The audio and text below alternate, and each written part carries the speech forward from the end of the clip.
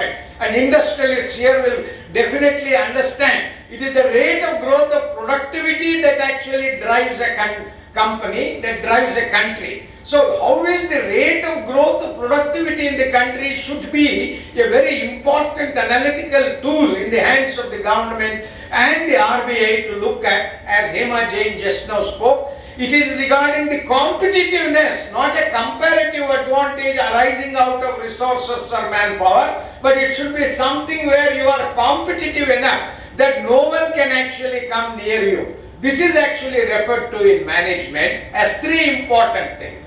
One, you are dominant because of the resources, you are prominent because of the research, and you are actually eminent because there is a combination of HRD and also at the same time R&D. And that is where the demographic dividend of India and the younger generation, what do we do with them, which is our resource, becomes extremely important in our consideration.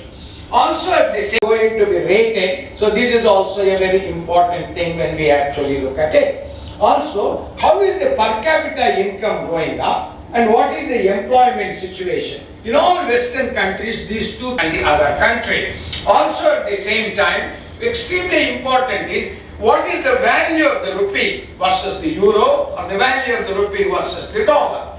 We also have to look at the same time and what are the interest rates. And is the country able to afford to give a low rate of interest so that you can spur more and more of investment is one important issue. Also at the same time, are you able to control inflation and are you able to keep it in a small range where it does not affect the growth of the economy and at the same time it does not cause problems to the poor people so that their livelihoods, balancing between these opposing forces and seeing how do you establish a correct, reasonable balance between these things. The other very important thing I would say, and I would like to go back, Kautilya was the first person in ancient Egypt. One of the first principles he said was that land is the source of revenue. Land is the source of revenue. Today's governments also are selling government land and treating it as a source of revenue. So you remember, in all these 2000 years, nothing much has changed. You would be surprised to know prostitution was taxed during the Mauryan regime. Entertainment was taxed during the Mauryan. Whenever people gambled, they were taxed. So you see, this is something which governments all through the ages have actually been doing. And he made one very important thing which is relevant to tax collectors. And what Kautilya said is, tax collector must be like the bee. Must be like a bee. It must go to every flower and without hurting the flower, pick away the honey. You must carry the honey but not hurt the flower. This is what Kautilya actually said. So what I am saying is, these are certain things which are relevant even today as they were relevant 2000 years ago. So this is one important thing. The other thing I want to say is, we have some special issues in India which we need to keep in mind. First is infrastructure weakness. Our weakness is we don't have a modern infrastructure. Our logistics are very expensive and very low investments have been made in this particular area, and these are all long gestation investments. Therefore, unless you begin very early, you may be caught napping. This is one important thing. The second thing very important is the infrastructure oftentimes decides the competitiveness, because always the customer wants the goods yesterday. So therefore, it is very important that the logistics are kept in mind. Also at the same time, ease of doing business is what the government, extent will the old policies be carried forward in the new government. Where will the changes occur between the old government policy and the new government policy becomes a very important consideration.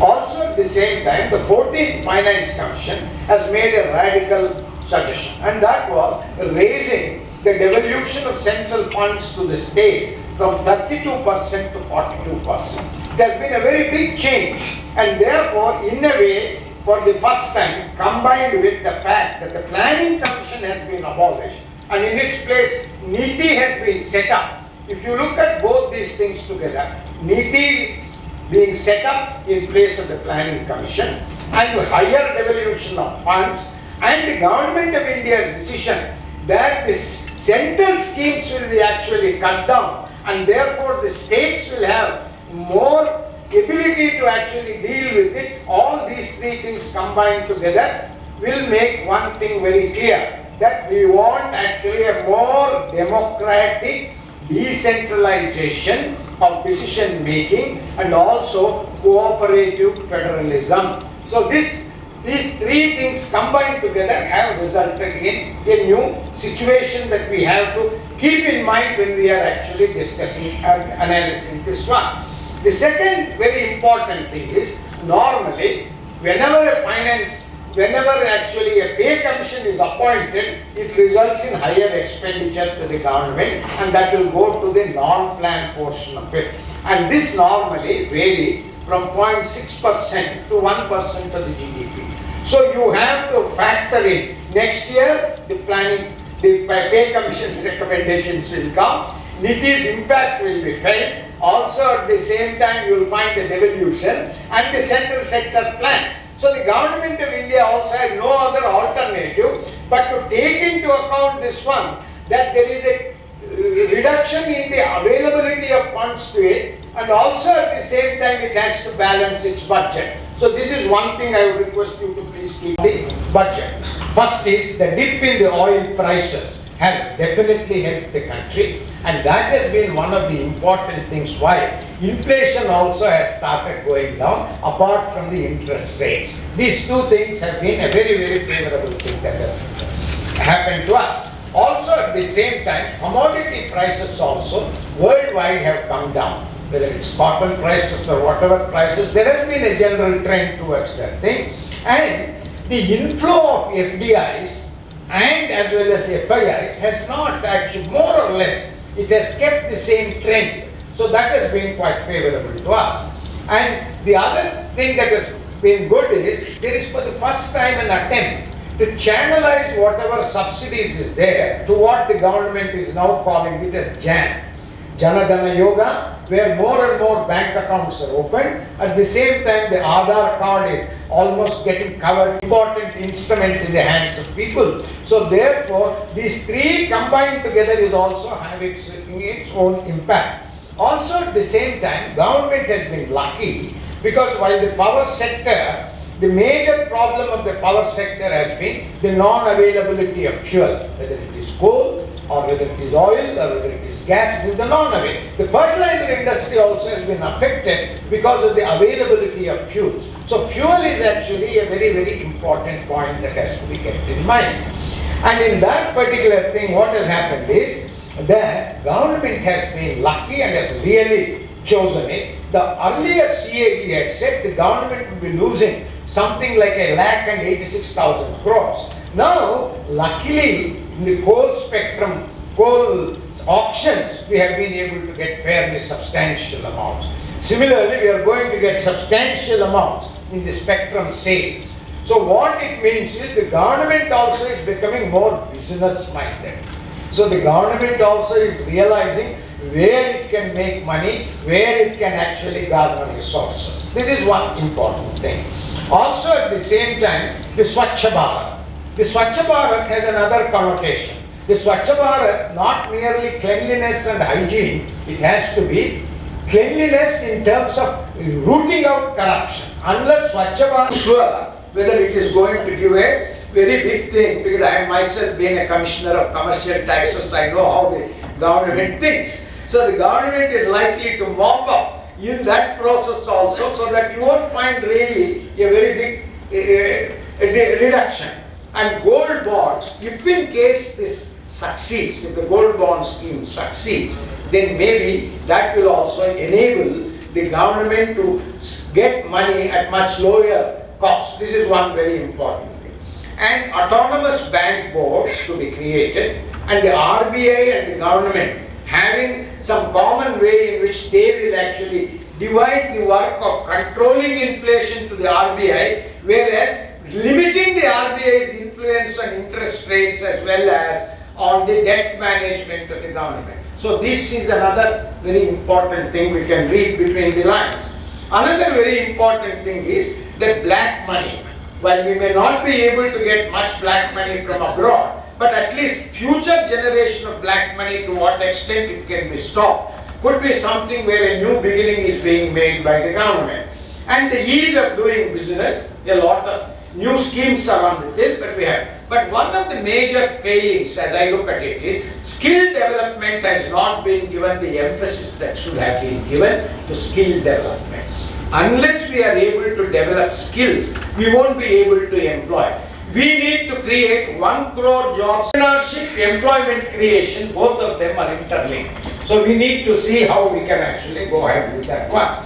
Also at the same time, banking reforms are required, and then Mudra, that is the micro units development refinance agency, it seems to be a good move that has been taken. It's likely to help a large number of medium and small scale units. Also the National Infrastructure and Investment Fund with the 20,000 crores is likely to help in actually refinancing a lot of the loans. That seems to be very good. And if the mobilization of the insurance funds and the pension funds can be done, that is also another important thing that can happen. Also at the same time, the SEBI and FMC merger, to me, seems to be a very good thing, and integration of the commodity markets with this one. And public issues to raise funds, I expect this year more public issues will come because the environment seems to be much better than what it was. Now I would just like to give you 1 or 2 comments that have been made. I will start with the comment from the former Prime Minister Manmohan Singh. Manmohan said, Jaitley is lucky, but the budget is not plucky. Jaitley is lucky, but the budget is not plucky, not actually good. Some other people have said practical, progressive, pragmatic. Another party says a vision document and a road map, long and promises. We have to see whether it is long and performance. This is one thing which is very important. Growth focused, inclusive. When we say inclusive, we have to look at 4 important elements of inclusiveness. One is providing access to those opportunities, and yes, ensuring security of livelihood. Unless we are able to combine all 4 things together, then only you can say I am laying the foundation for a good and inclusive society. This is very important from our point of view. Another good thing that has happened in my opinion is the defense sector being opened up can provide in future prospects for us to export to many of the other countries also, because we have the advantage of actually certain high technology, particularly in the missiles field. Therefore, we could probably be able to get much better, and with the growing demand that the country has got in actually aeroplanes and things like that, that could be a very good thing, and it could have a spillover to automotive sector. The other thing I want to say is, again, much depends on our ability to manage change.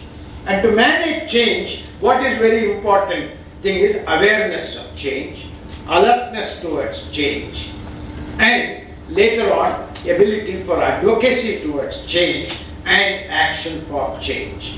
నేను చిన్నప్పుడు మా అమ్మ నాకు చెప్పేది అన్నమాట, నువ్వు చాలా కొంట పిల్లవాడు, నువ్వు సరిగా మాట వినటం లేదు, you have to become a good bye.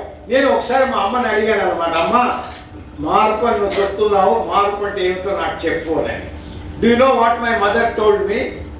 చాలా సింపుల్గా చెప్పింది, but it has grain of truth.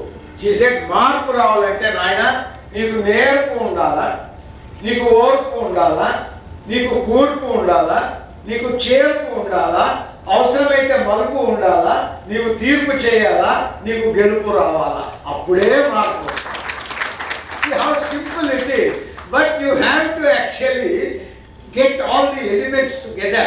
So that is very important, and therefore from my point of view, I would like to, I am a student of Sanskrit, so therefore let me actually tell you what was in our ancient epics. In our ancient epics, వాళ్ళు ఏమన్నారంటే, ఏదైనా budget రాసేటప్పుడు మనకు ఒక కల్పన, dream. How do you make the dream a reality? సాకారం చేయాలంటే ఏం చేయాలంటే, కల్పనకు మొట్టమొదటిది కావాల్సింది, కల్పనకు సంకల్పన. సంకల్పనకు కావాల్సింది పరికల్పన, ప్లాన్ ఆఫ్ యాక్షన్. పరికల్పనకు కావాల్సింది రూపకల్పన. రూపకల్పనకు కావాల్సింది ప్రశిక్షణ. ప్రశిక్షణకు కావాల్సింది నిర్వహణ. నిర్వహణకు కావాల్సింది పర్యవేక్షణ. పర్యవేక్షణకు కావాల్సింది సమీక్షణ. సమీక్షణ వల్ల ధ్యేయానికి సాధనం జరుగుతుంది. Very simple but clearly the different steps they have said. We say in English same thing. We say today vision requires mission. Mission requires passion. Passion requires action. Action requires dispassion. Dispassion requires compassion. So all these things are flowing in a line that we need to actually look at. Now I come to some unfavorable factors.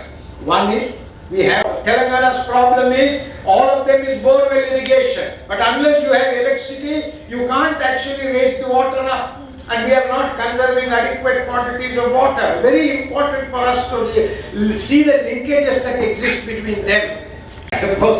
Check. We do not know. So now the thing is, there has to be a time frame for the reforms, and it has to be done according to that time frame. That is extremely important for us. And skill development must get much higher priority along with entrepreneurship. 4.5 crore jobs have to be created in India. Worldwide, 5 crore jobs are created every year.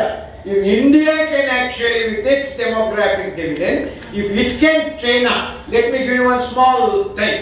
Worldwide, there are 3,600 skills taught. In India, only 360 skills are taught. See the gap between the world skills requirement and India's existing arrangements for skill impartation. The very big gap is there. Also at the same time, we